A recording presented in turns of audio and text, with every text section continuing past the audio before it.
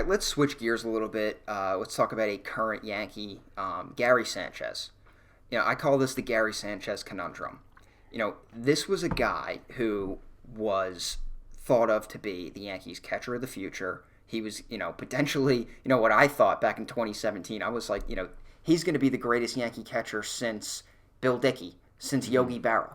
I mean, forget Jorge Posada. This guy's going to be an MVP guy. He's going to be the first Yankee catcher to win an MVP since Thurman Munson.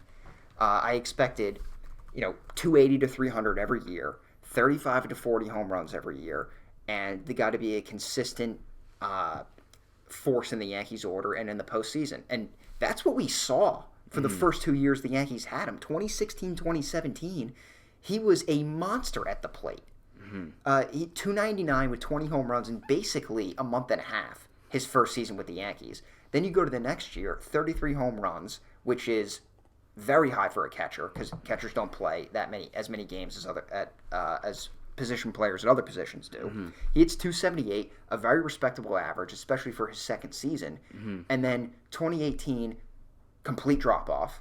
2019, he is a good first half. He still hits 34 home runs, brings the average up to 230 something. I think 232, 234, something like that. Yep, 232. So he brings up the production a little bit, and you're thinking, okay, we're going into 2020. He's going to bounce back. He's going to be the old Gary Sanchez. What does he do? He strikes out between, I think it was like 47% of his at-bats, strikeouts. Yeah. He hits 167. I know you have the numbers up in front of you. And he's anemic at the plate. And beyond that, he's having trouble in the field. He's never been a strong defensive catcher, but you say, okay, we'll take slightly below average defense because we're going to get elite offense.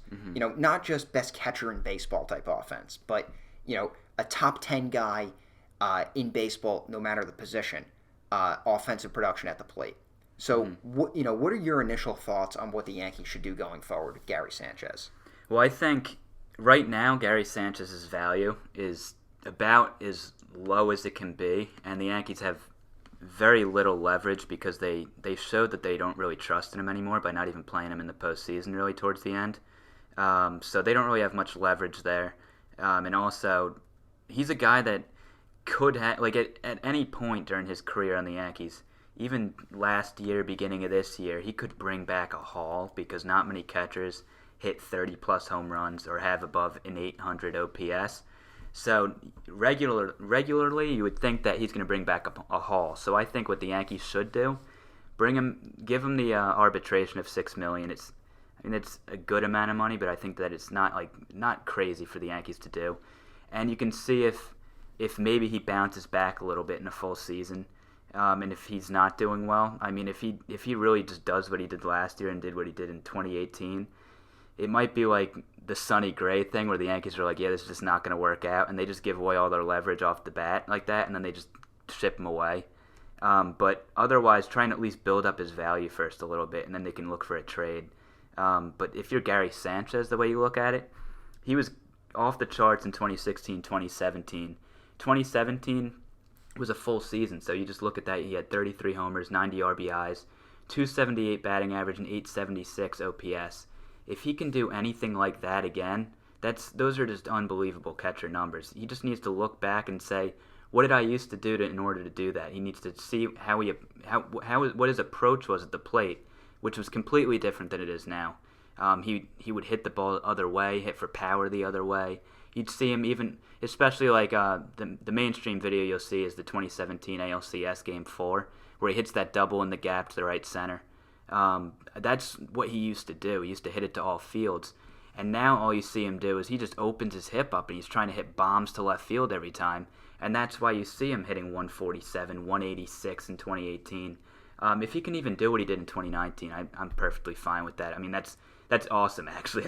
I can't even say I'm perfectly fine with that because 34 homers from the catcher is unbelievable. And he had an 841 OPS. So, I mean, if he can replicate even that, I think you got to hold on to him, at least to build up his value against that you can trade him if you don't think he's the right guy. Or you at least feel better about letting him go. Like if he turns around next season and it's just a continuation of 2020 where he's abysmal, at the plate and he doesn't provide much behind the plate defensively, then at least I think you can feel a little bit better about getting rid of the guy. But I mean, Gary Sanchez, might be the most talented player on the Yankees. This is a guy who, I mean, according to Baseball Reference, his 162 game average is 44 home runs a year. Yeah, that is off the charts. That is Mike insane. Piazza territory. I mean, that is generation. That is a generational talent behind the plate as far as his raw ability. Yep, and 823 OPS. It's also crazy for a catcher to do something like that. So that's also that's awesome. Yeah, I mean, the other thing with Sanchez, though, that the Yankees have to take into consideration is, do they want to pay him $6 million? Do you take a risk, and especially coming off the pandemic season where the Yankees got hit pretty hard financially, going into next season, do you want to pay a guy who potentially is an abysmal offensive and defensive catcher $6 million when you can allocate that money to potentially bringing back a guy like DJ LeMahieu or bringing in a pitcher like Charlie Morton, somebody that's going to help you in another aspect of your team, and just say, you know what, Kyle Higashioka is not that bad a catcher. He can hit a little bit, and guys like pitching to him, he's a decent defensive catcher. Do you just say, you know what, Higgy doesn't hurt us at all. Sanchez is potentially a negative to our team. He potentially hurts us, both offensively and defensively. Do we really want to spend $6 million on this guy?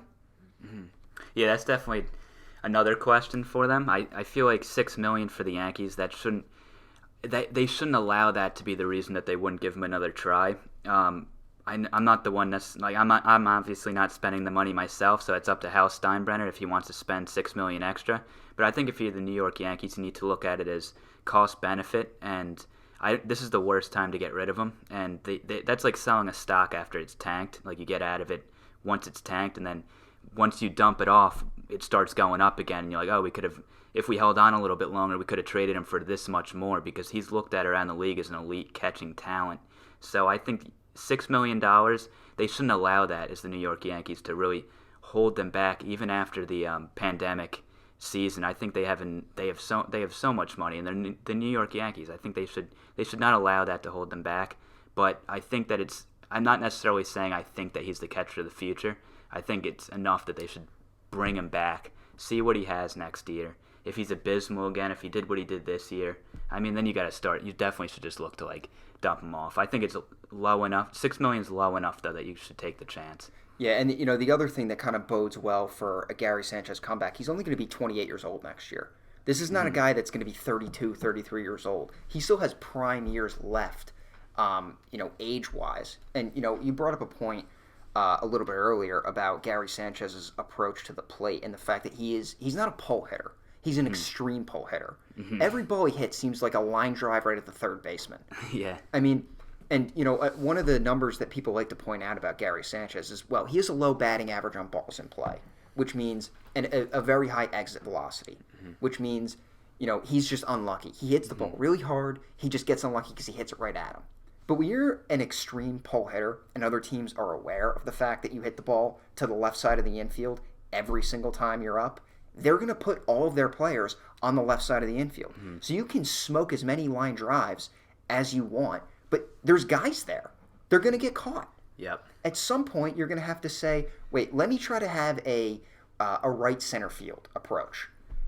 This is something that A-Rod's talked about. It's something that Stanton has talked about, where that's kind of their approach. They want to hit the ball that way. And, I think Sanchez can learn something from that. Maybe it's time, after you hit 147, to change your approach up a little bit and kind of go back to your roots on where you were in 2017, where we did see him hit the ball the other way a fair bit. He was looking to put the ball in the gap that way.